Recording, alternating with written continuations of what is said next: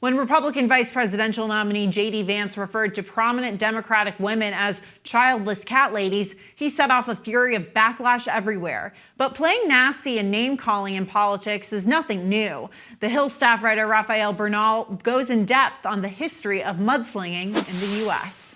Former President Trump has turned mockery and ridicule into a campaign strategy on par with Oppo research and public mobilization. And Trump's favorite tool to mock and ridicule his opponents is the insulting nickname. In 2016, Trump disparaged Hillary Clinton as Crooked Hillary, to the delight of his base and eye rolls from friend and foe.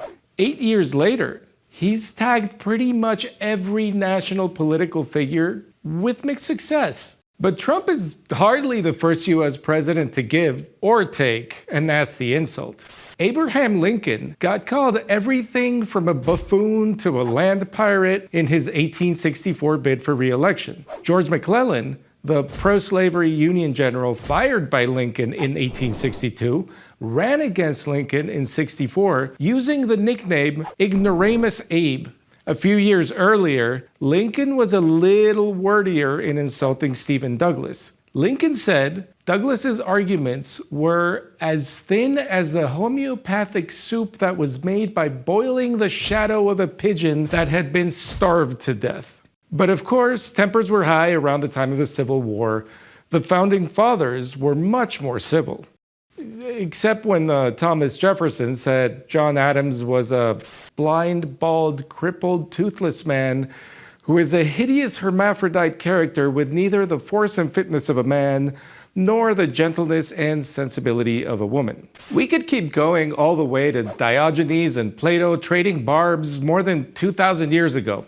But we'd be forgetting the relative civility of U.S. politics in the TV era. Presidents Kennedy and Nixon kicked off that era with their 1960 debate, where not a single insult was uttered. That's not to say candidates didn't jab at each other, just that they were careful to be civil in public. In 1988, soon-to-be Vice President Dan Quayle was taken aback when Democratic Vice Presidential Nominee Lloyd Bentsen told Quayle he didn't measure up to Kennedy.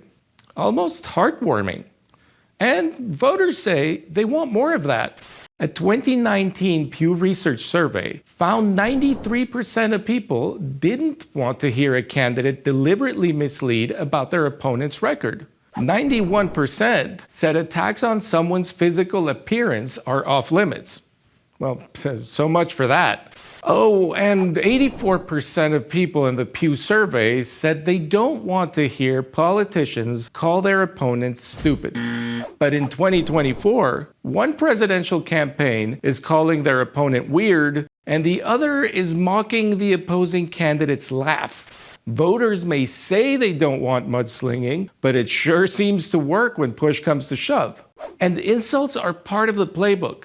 Writer Saul Alinsky laid it out in his 1971 book, Rules for Radicals. Alinsky's fifth rule says, ridicule is man's most potent weapon.